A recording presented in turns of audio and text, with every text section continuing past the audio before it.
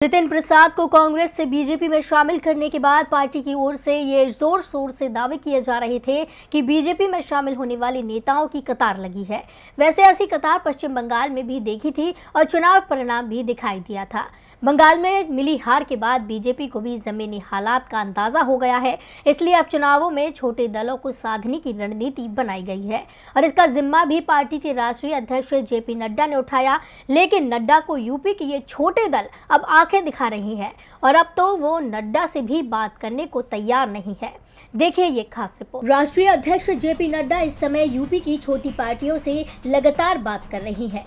गृह मंत्री अमित शाह भी सक्रिय हो चुके हैं। 2017 में एनडीए को यूपी में 325 सीटें मिली थी, जिनमें अकेले बीजेपी को ही 312 सीटों पर जीत मिली।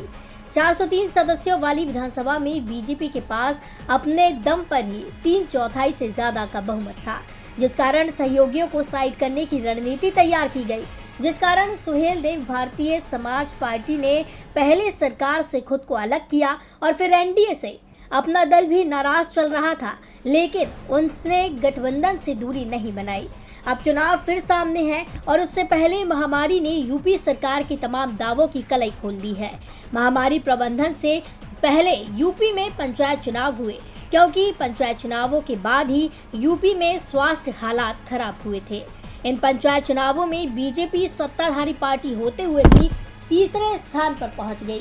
पार्टी को एक सर्वे की रिपोर्ट भी डरा रही है, जिसमें कहा गया है कि आज यूपी में विधानसभा चुनाव होते हैं तो बीजेपी को 100 सीटें भी नहीं मिलेंगी। इस बीच योगी आदित्यनाथ को बदलने की सुगबुगाहट भी यूपी में तेज हो गई है। वो बात अलग है कि केंद्रीय नेतृत्व में इन अटकलों को खारिज कर दिया, लेकिन बीजेपी के सहयोगी दल समझ चुके थे कि राज्य में बीजेपी की हालत पतली हो चुकी है। इसके बाद सहयोगियों ने भी अपने तेवर दिखाने शुरू किए।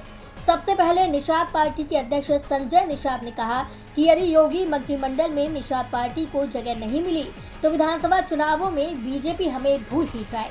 अपना दल ने केंद्रीय और राज्य दोनों ही जगह मंत्री पद की मांग कर दी है। ऐसे में बीजेपी को सुबह सपा के अध्यक्ष ओम प्रकाश राजभर की याद आई। दावा किया जा रहा है कि जेपी नड्डा ने राजभर को फोन मिलाया।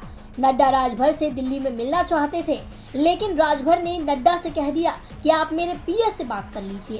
राजभर का कहना है कि अब बात करने का समय निकल चुका है, अब तो हमारी मांगे पूरी करने का समय आ चुका है। सुबह सपा के राष्ट्रीय महासचिव अरुण राजभर का कहना है कि बीजेपी की तरफ से सुबह सपा को सिर्फ धोखा ही मिला है। पंचायत चुनावों में जो हाल हुआ उससे बीजेपी को लगने लगा है कि हालात उतने सहज नहीं है। लेकिन हम बीजेपी से क्यों बात करें? बीजेपी को चुनाव नजदीक आते ही हमारी जरूरत महसूस होने लगती है। हम 2016 में भी उनके साथ लड़े थे। हमारे हिस्से में मुश्किल से सीटें आई थी। हमने 8 सीटों पर चुनाव लड़ा और 4 जीती, लेकिन बाद में हमें क्या मिला?